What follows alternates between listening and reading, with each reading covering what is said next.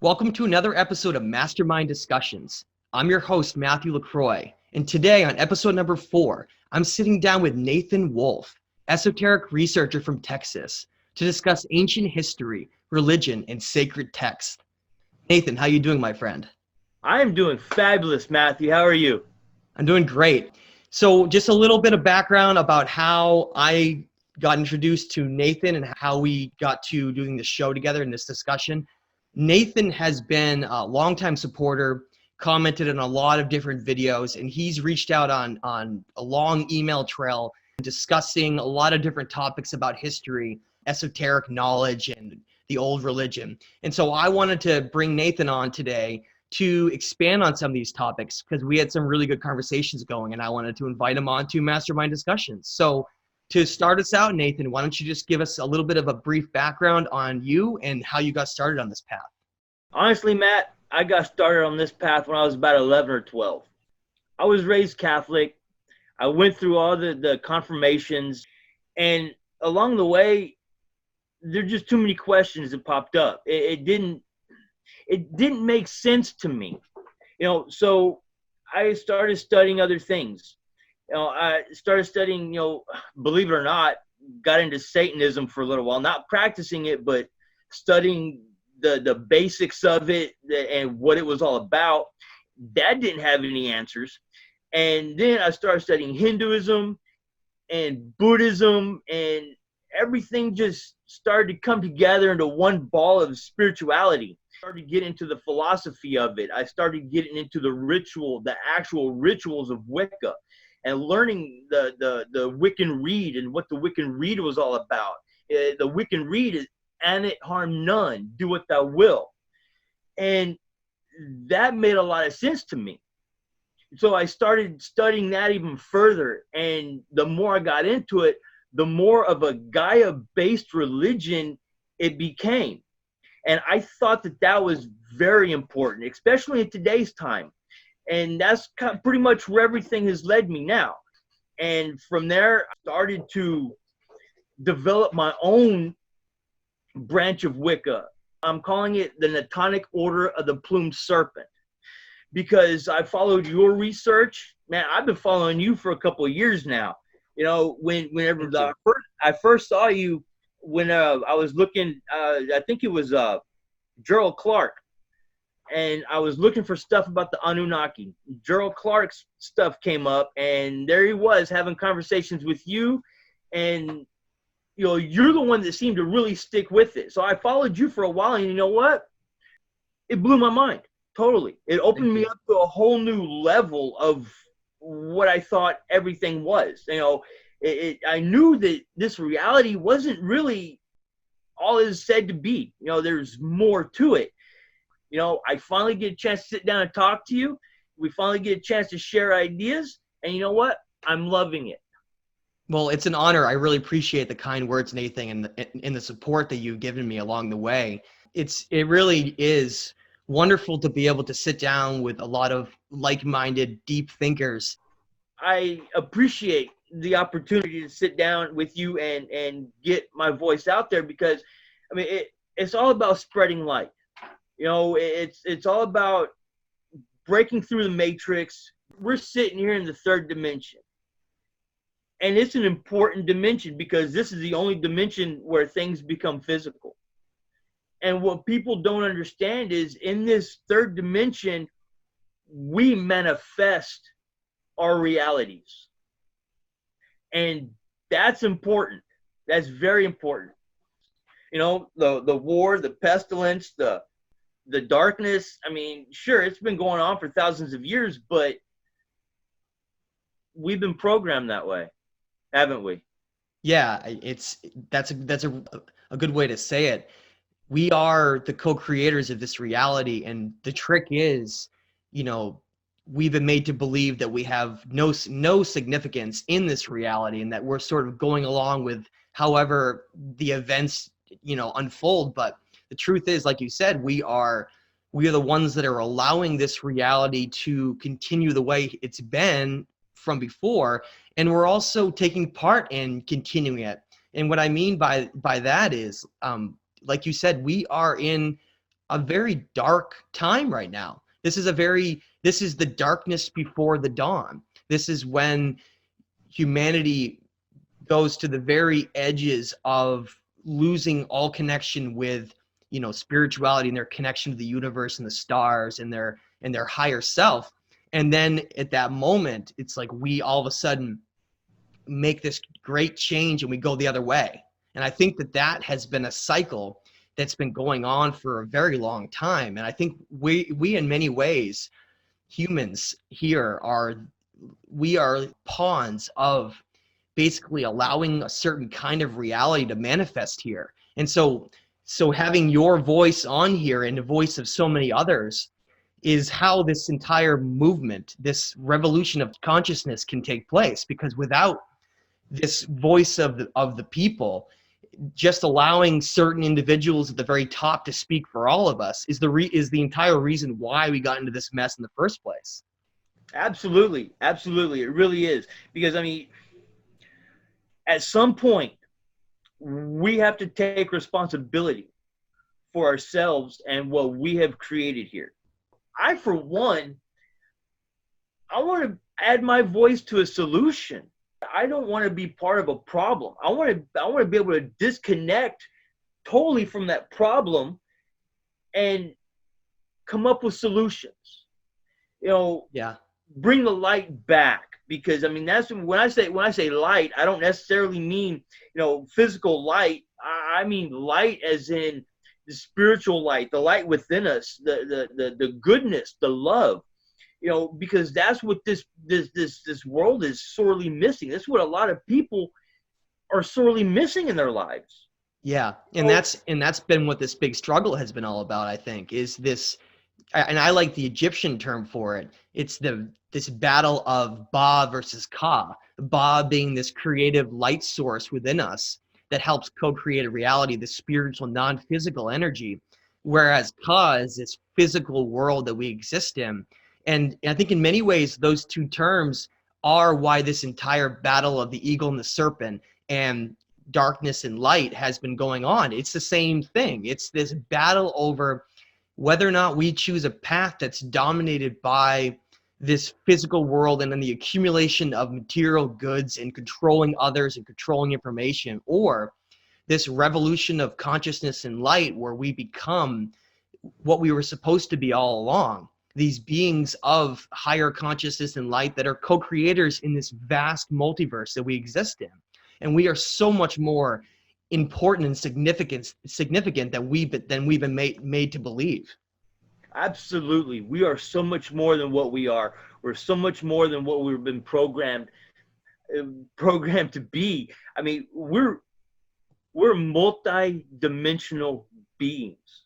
We have a chakra system that not only is within us, but is also outside of us. Our Merkaba it extends beyond our physical reach. And when you realize that, it's like I may be sitting right now in a meat modem, but I am so much more than that. I have an immortal soul. I have a spark of divinity. I am a piece of source. I'm a piece of the prime creator, and I am here to have a human experience. But what am I going to do with that human experience? Am I going to waste it? Or am I going to embrace it and follow my heart, follow my dreams, and do everything I can to make not only my life better and worth it, but to spread that to others as well? That's very well said, Nathan. I would echo that almost exactly the way you said it. That's exactly how I perceive and how all the ancient teachings from the past have tried to allow us to really glimpse this reality, to say, yes, you are a physical human being, but don't get lost in the illusion of the physical world and fighting over one another for dominance and accumulation of wealth.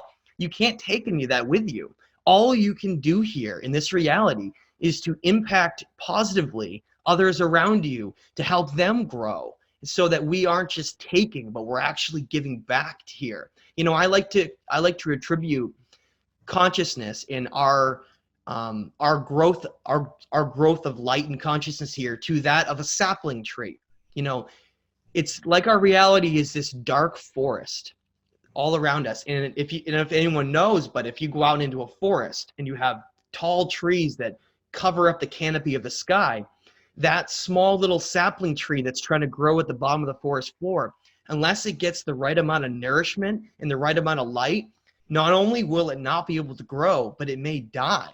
So what happens when that canopy is opened and that little sapling tree gets just the right amount of nourishment, just the right amount of light, it can blossom and flourish and turn into something so much more dramatic and different than it started as. And I see that as human consciousness, because we in many ways are trying to fumble through this darkness that has become our conditioned reality, with so many of these roadblocks that try to prevent us from going down this path. People, you know, on the surface, it seems like it's such an easy thing, right? Oh, just go pick up a copy of, you know, the Hermetica and just follow the teachings and you'll be all set, right? Well, it's not that easy, because we are in many ways controlled by so many different aspects of this system that's here, that it makes it very difficult, doesn't it? It very much does, Matt. It very much does. You know, talking about control and everything that we have to deal with. You know, we've got politicians pushing us one way. We've got religious leaders pushing us another. Everybody's vying for control of this reality. You know, there's fluorinated water that kills the pineal gland. Once we realize that we are as much a part of this planet as any creature, any dog, any cat, any bird, you know, we are earthling, but yet we're also from the stars, you know, and that's an important aspect that you have to remember. So many people have severed that spirituality, have severed that consciousness, have cut themselves away from it, and they're in such a pursuit of money and material things and fame and glory. And then you've got those that just don't care. They just want to live their life, you know, and just not be bothered with anything. Like, what's the purpose in that? You know, what a way to keep someone held back, right? I know, right? I mean, it's like every chance they get from religion to politics. You know, I think religion had a big part to play, because, you know, over the course of history, starting, I guess, with the Catholic Church, because, I mean, that's where it really started to happen. They took the Atrahasis, the Enuma Elish, the Epic of Gilgamesh, all these things that you've also talked about. They've taken those and they've condensed them down and put them into the Old Testament, and they've convoluted it, and they've twisted it around where there's still little slivers of truth in there, like we were created. You know, God created us in their image. Who's they? Who is they? That's the only time it's mentioned. Who is they? You know, yeah. But you ask somebody about it and they're like, oh, well, we don't want to talk about that. We don't know. Or you get, well, they were the angels. So, okay, what are the angels? Well, they're just these metaphysical things that float around, you know, and they worship this all-knowing old man that lives in the sky in a golden city. And that's the answer you get. That's it. There's no more elaboration on it whatsoever. You know, who this God character is. Well, from doing the research, from listening to you and everything, this God character that they talk about has got to be Yahweh. And Yahweh has got to be Enlil. Am I right about this? Yeah, and of course, Enlil is the Sumerian version of what we think of as Yahweh, because these entities, beings, as you want to call them, because I think that's really the easiest term. You could even lump them to things like angels and demons, you know, to go with the religious context. I think it's been the same thing all along. It's just these types of entities and beings who have conquered our reality, and they allow themselves to exist in different dimensions. They're interdimensional. They're allowed to move between different dimensions because of that. It's like we're being watched like some great show. And I think that brings up a great point that I wanted to bring up to just help to clarify, to understand how our reality really fits in with this model of multiple dimensions and gods and how all this works. I really want to point to extend this conversation well. I want to point towards a movie that I've mentioned a long time ago, but I think it's important to bring it up again because to me it really captures the essence about of how we got into this debacle that we're in now, where we've almost completely forgotten about everything that exists around us, the stars and in dimensions and being in this vast multiverse, and we're so focused on this artificial illusion, this created reality based on different laws and rules and mindsets that we've lost ourselves within that. And that movie that may surprise people is The Truman Show. Okay, so, and I want to give a little bit of background on The Truman Show because I would really love if people would rewatch that movie. And maybe you do have the perspective that I already have them about to give you. But if you don't, I would really love you to rewatch that movie. And I just want to briefly go over the premise of it from a higher level, and then Nathan and I can talk about it. But in The Truman Show, Truman exists in this reality where it's this cushy little happy life that he has everything he needs, essentially, that he thinks, right? He's got this very structured life where he has to get up and he's got to go do the same thing every single day. He's got to come home. Everything is the same. It's this cookie cutter little reality where he's existing in it, but he can't ask any questions. He can't be inquisitive about anything. So he's going along with this daily routine schedule where he's not asking anything. Everything is this perfect version of reality from what the standpoint is of almost like what we have today, if you think about it. So one day he's walking and this light falls from the sky and lands on the ground, right? This light. I love how they use that, example to show this because it really encapsulates this perfectly. Hit pause right at the right second when he picks up that light and he reads it. It's almost unbelievable what they wrote on that light. And it says Sirius Canis Major. I remember when I first found out about that, and I had been researching the Dogon and how they're deeply connected to the stars of Sirius, this constellation of the Canis Major and the different stars, Sirius A, B, and C. And to learn all about how the ancient Egyptians worshipped Sirius and that there may be even connections to where possibly some of these entities or beings could have come from. For them to write that on that light was almost completely mind-blowing because it's like they wanted people to look into Sirius and Canis Major a little bit because it connects to ancient history all around the world. And so what happens? From that moment on, that one little tiny moment where he gets that glimmer into something different, he starts questioning everything in his reality. It forces you to. It forces you to because at that moment you realize that your reality is not what you've been shown all your life. It forces you to open your eyes and ask questions. And even if you don't find the answer, you have to search for the answer. You know, because every search ends with you finding something. He's the only one in this movie that doesn't realize what's going on. He's kept in the dark about everything. And once that light falls and he sees, what's this? He starts breaking out of it. And that's exactly what everybody needs to do. We have a choice here. We can either continue to go with the narrative or we can break out of this narrative and we can take our own path and find the truth. Because that's what it's all about. It's about finding truth. Because our entire life is like the Truman Show, right? Our entire lives are like the Truman Show, where nothing is the way we've been taught. Nothing is.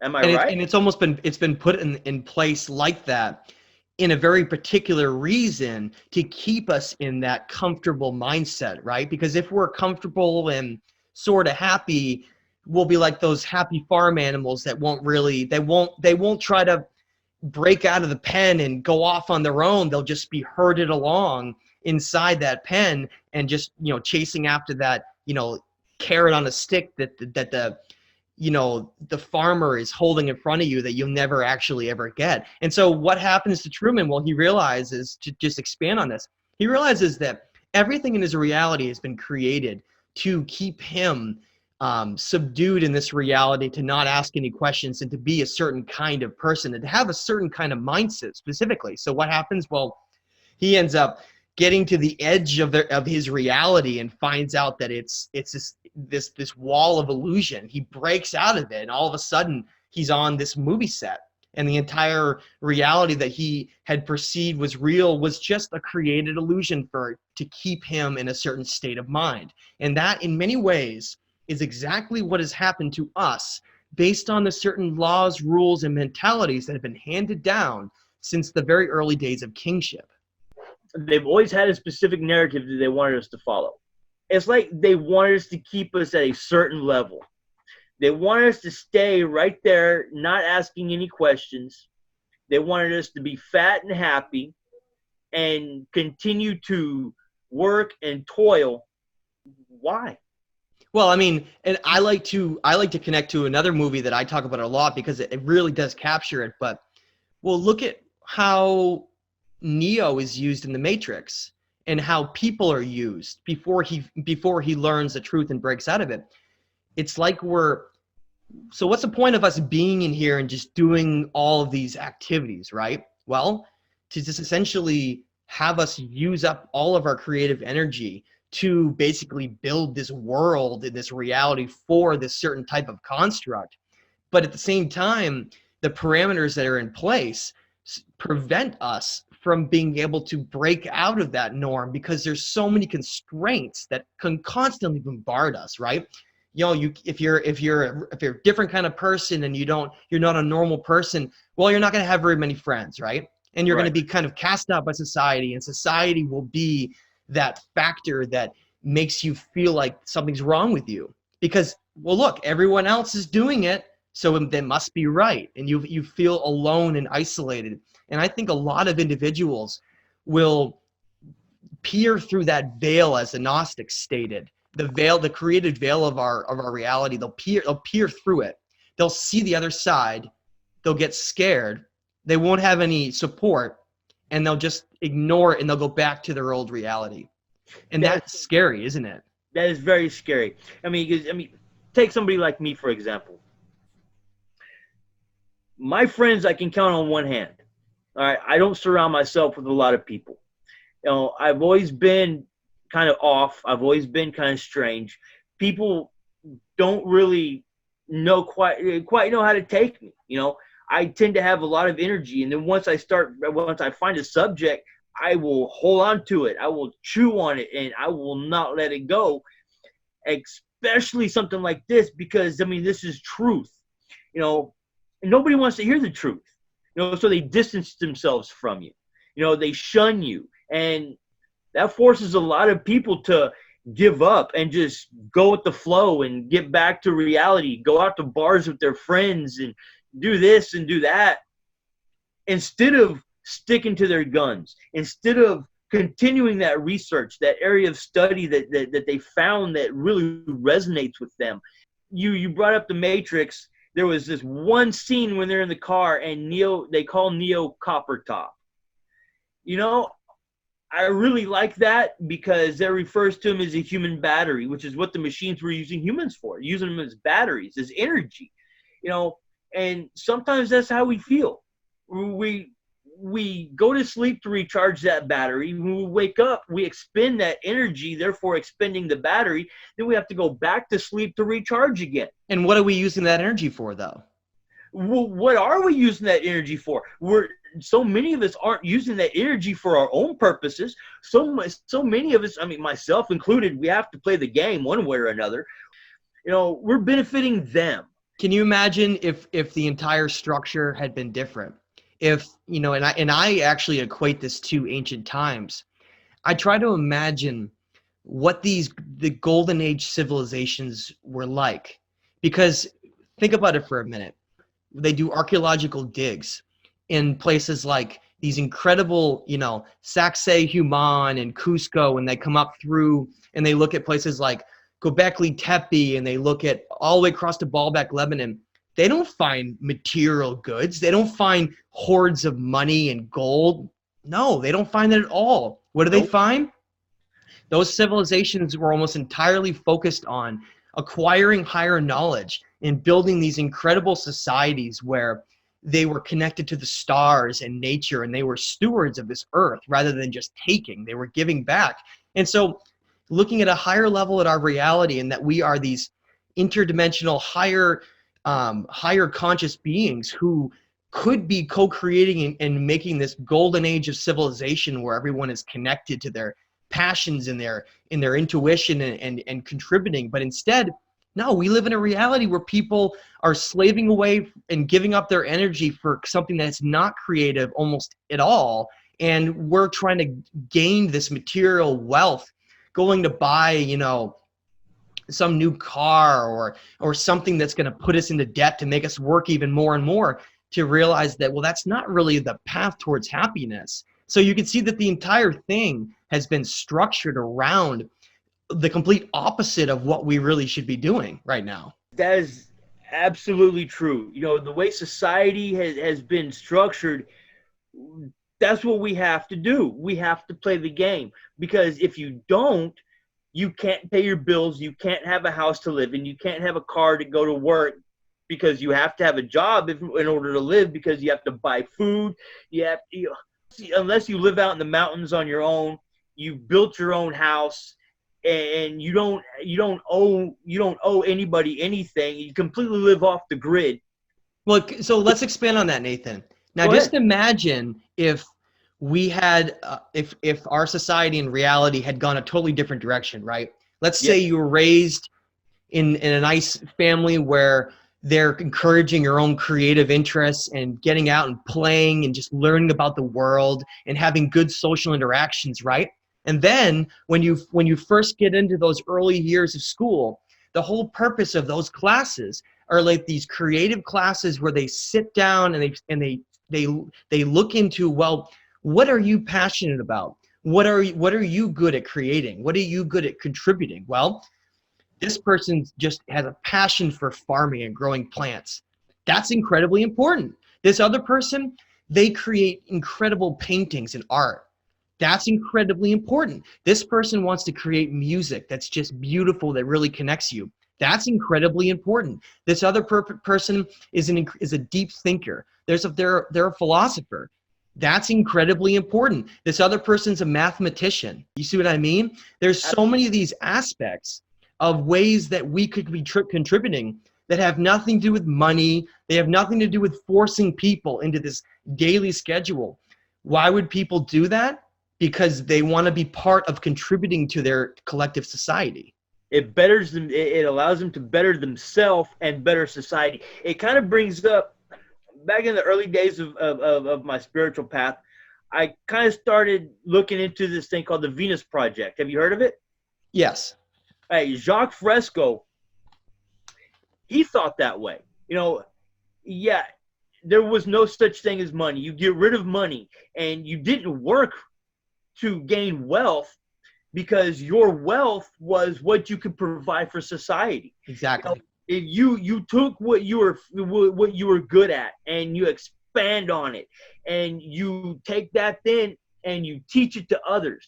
If you wanted to go to school to be like an oceanographer, you would study just that, oceanography, and you would take that and you would apply it to society. It was almost like a utopia. No, because we can't have that, right? We can't have, because what happens with money? I love that term. The money is the root of all evil, because it's really, really true. If you go back and you look at how, well, what happens when we have these incentives for money? Well, it creates greed. It creates tremendous unbalance. It creates individuals taking advantage of others to gain over them, to try to get all this wealth and step on top of one another, rather than, like you were saying, this complete other version where instead we're doing it just to help our society and further ourselves. And I think that is part of how this entire reality has forged such unbalance within us to make us lose ourselves for so long. So let's bring this back and just and I want to read a short preface from what's known as the Thoth prophecy in the Hermetica. Okay, Okay. now if you don't know anything about Hermes, Hermes is this, you could call him an incarnation or another version of Thoth, but in the Greek sense. Okay, so he's the Greek version of Thoth, this philosopher that brings us a lot of these ancient writings that have to do with the same ancient text wisdom that we've been getting all along, and it's amazing how consistent it echoes, and yet we choose to ignore most of it, which is interesting on itself. So just to give a little information about the Thoth prophecy, I encourage people to look up the Hermetica. It's a great reading. And so it was first edited by Walter Scott in 1924. And I'm going to read a short preface from it, not the whole thing, but a piece that really fits into exactly this time period that we're in right now and gives us some glimpses into, well, this was told that this was going to happen all along, that we were going to end up down this path, because this seems to be when you have the type of structure in place that society has followed, it always goes down this dark road. And I want to start with, and in that day, men will be weary of life, and they will cease to think the universe worthy of reverent wonder and of worship. Darkness will be preferred to light, and death will be thought more profitable than life. No one will raise his eyes to heaven. The pious will be deemed insane, and the impious wise. The madman will be thought a brave man, and the wicked will be esteemed as good. As to the soul, and the belief that it is immortal by nature, or may hope to attain to immortality, as I have taught you, all of this they will mock at, and will even persuade themselves that it is false. No word of reverence or piety, no utterance worthy of heaven, and the gods of heaven will be heard or believed. And so the gods will depart from mankind, and only evil angels will remain, who will mingle with men and drive the poor wretches by main force into all manner of reckless crime, into wars and robberies and frauds, and all things hostile to the nature of the soul. That deals directly with what's going on today. Directly. It hits us square in the nose. You know, and I've said it a couple times during this, I'm going to say it again. We have severed our connection to spirit. We have manifested exactly what he said during that conversation with Asclepius. We have wrought it upon ourselves. We get into this, like you call it, we get into this rat race where we're chasing money, we're chasing material objects. We're not so concerned with the world around us, which leaves other people who are in higher positions to take over and do what they want that will benefit themselves. Halliburton, during Desert Storm and Desert Shield, okay, as soon as we went into Iraq, who was the first company? If I'm not mistaken, it was Halliburton that got those government contracts, which they made billions off of. You know, and it just not singling them out because there have been many, many others. But it's that as an example of what Hermes just said to Asclepius. We have brought this upon ourselves. You know, we've turned a blind eye because of our chasing after our material objects, that we've allowed these things to happen. We've allowed the raping and pillaging of the rainforest, Gaia's lungs. We've allowed this, all of it. We've brought it upon ourselves. Now, I hope that we don't come into some global calamity and this civilization gets wiped out like the previous civilization did. I hope not, because, I mean, we've been waiting for the dawning of Aquarius for a long time. Here we are staring down into an abyss, waiting for somebody to turn on a light. Well, there's a lot of us around that have this light shining. We can't lead a horse to water and make it drink. I love it. That's great. Nathan, I want to expand on that. we are that savior. We're not looking externally. We are the ones that we've been seeking all along. You mentioned the Merkaba. We have an energy field that exists around us that we can expand as we raise our vibration. And I don't know if everybody is totally aware of that. Try to imagine, why would a lot of the ancient monks and a lot of the ancient spiritual sacred guides, why were they on top of these remote mountains meditating over the world? What was the purpose of that? Well, when you raise your energy, your vibration, your vibrational frequency by gaining knowledge and becoming a certain kind of person, what happens is your Merkaba, this energy field that exists outward, it expands as you raise your vibration. So if you're able to hold your energy, as I call it, hold your light, and you're able to go into other populations of other people. Perhaps they're like-minded, perhaps they're not. But either way, you're then bombarded with these different energy fields that are affecting you. But by raising your own vibrational frequency, you can affect everything around you. You become like a beacon of light in a storm of darkness. And we don't realize often that we are that savior of Aquarius that has been staring at us all along, that's been told to us from the very, very beginning of time, that kingdom of heaven, of higher consciousness, and reaching this state of our reality where we've been seeking all along. It starts within us. We don't need to be seeking these saviors that are going to come save us. We are those. We are those individuals that are here to make a difference now, to not be lost in the illusion and all the deceit and greed and evil of our world, but to rise above that and realize that this is, like you said, we are at that precipice where we're entering a new age of energy. It is the age of Aquarius, and that age allows a much higher state of consciousness to rule. And it doesn't allow that low state of energy that has ruled us for so long and controlled us. It's losing power. This is the old guard that wants to hold on to this system, but it's not going to survive, because individuals like you and I and so many others that are blossoming, they are coming to this age and they're realizing that they're the ones contributing to so much change. And so I appreciate, Nathan, you having the sight to see that and understand the importance that we each play here. Thank you, Matt. Yeah, I look around and I like to watch people. I see all these, I see people. Before, I just saw a person.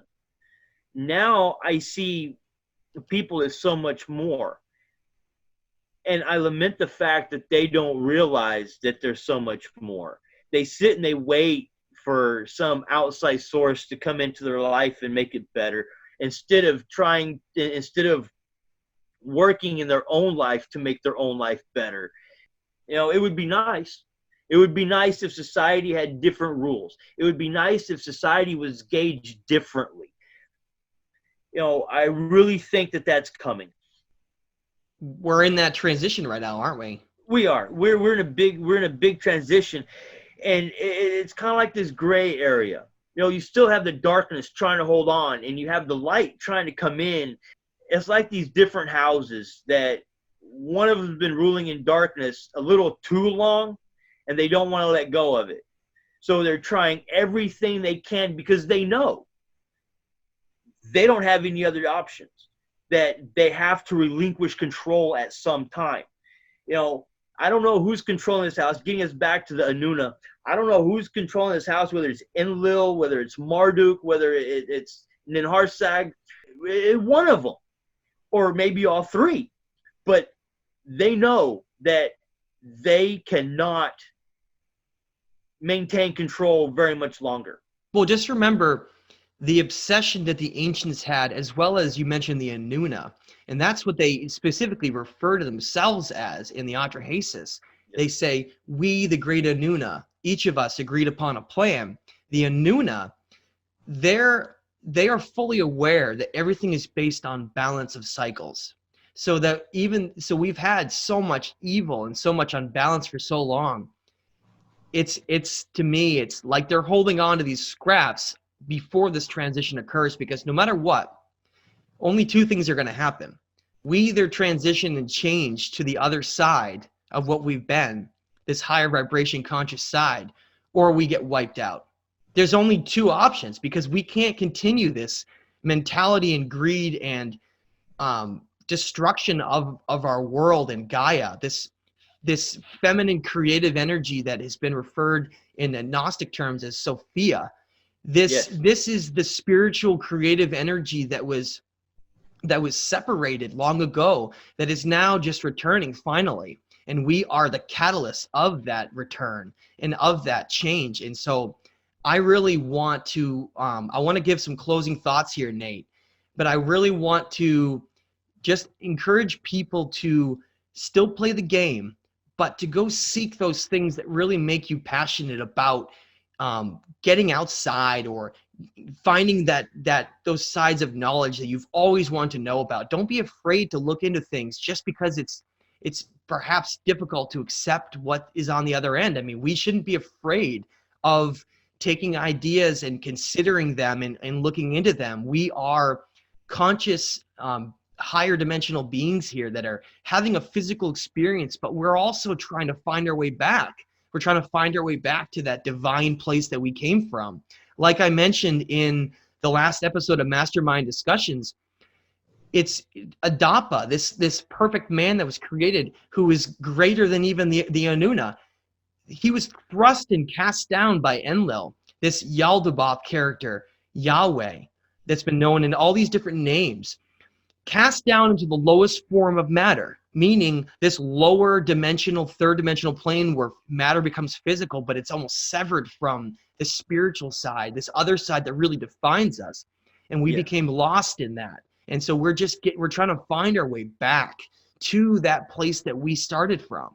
And I think that that's something that we should all remember, and we should also allow that to guide us to read these ancient texts and discuss what was being said from long ago, like in the Hermetica and in the Enuma Elish and Atrahasis, and in every single esoteric ancient story that's been told to us.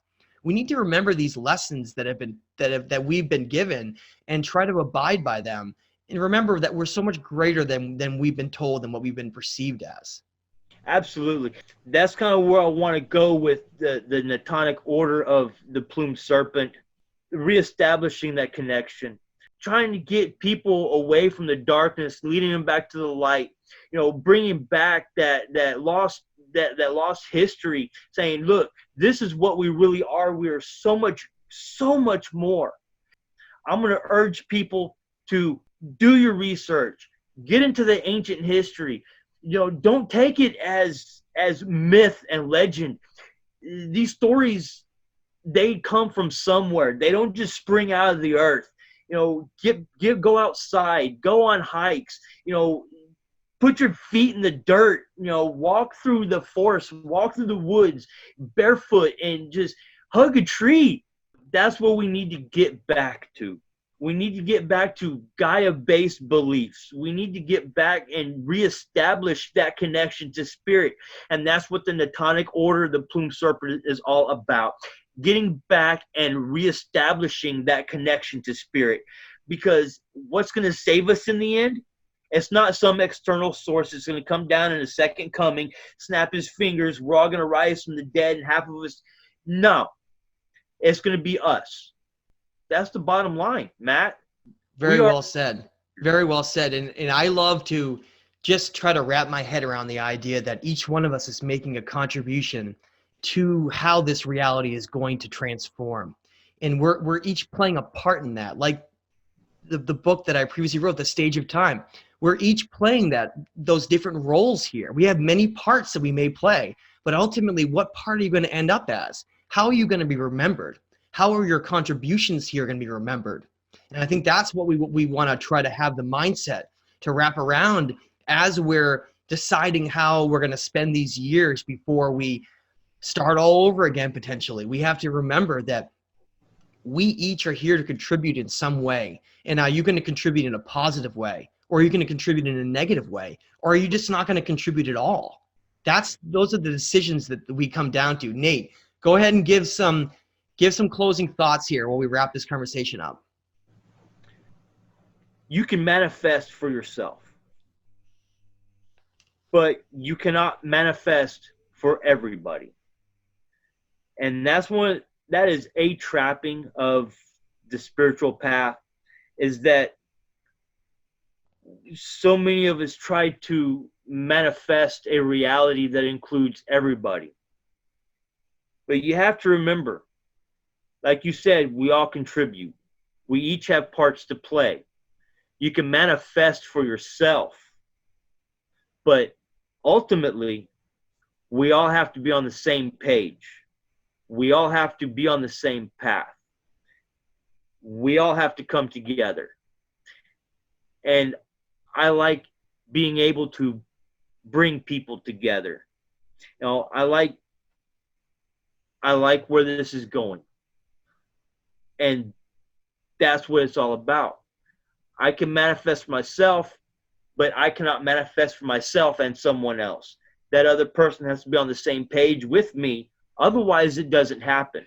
And that's pretty much what's going on here as a global community. Everybody needs to get on the same page one way or another. Otherwise, it's all going to be over. But it takes the few to start the great shift that has to ripple out to affect everyone else. So even though we can't affect the entire reality in a way where it's just we're gonna snap our fingers, gonna change overnight, that doesn't mean that our contributions towards individuals scattered here, scattered there, doesn't matter. It's all part of this great change, this rippling effect where you throw a stone into the water and there's a ripple that occurs. Even though that stone might be very small, the ripple is much larger. And that's what I want to leave and just have everyone ponder and remember as we go forward, to not be discouraged by that, but to remember that what you contribute here and what you're willing to do to allow that ripple to be bigger and bigger has to do with your own decisions. It has to do with what you're willing to sacrifice. I want to thank you, Nathan. This has been an awesome discussion. I really enjoyed sitting down to talk to you. And I want to bring up some of the exciting shows I have coming up in the future that you'll probably be excited to check out too. Of course. Next, coming up on Mastermind Discussions, I have Billy Carson later in March. And then I'm going to announce, even though I hope it ends up working out, because sometimes some things can change, but in April, the plan is for Brian Forrester to come on Mastermind Discussions. And so we have a couple exciting people that are forecast to come on for mid to late March and then in April. So going forward, we'll see where this goes, but I'm excited to at least get individuals like you and others that can come on to really just share their voice, because I think we each have an important voice to share. So go ahead, Nathan, and just how can people find you? Have a YouTube page? My YouTube channel is Ia Natan Darat. And I might make another YouTube channel that's entitled The Natonic Order of the Plumed Serpent. I like that. And I think that's where I'm going to go with it. It's still up in the air right now. And this is the first time that I've had to get my thoughts out and actually have a conversation with somebody. And I thank you very much for the opportunity. You're most welcome, my friend. Until the next time, thank you so much, everyone, for the support. And I'd love to continue these conversations every time. Have a great day. Thanks so much, Nathan. Thank you, Matthew.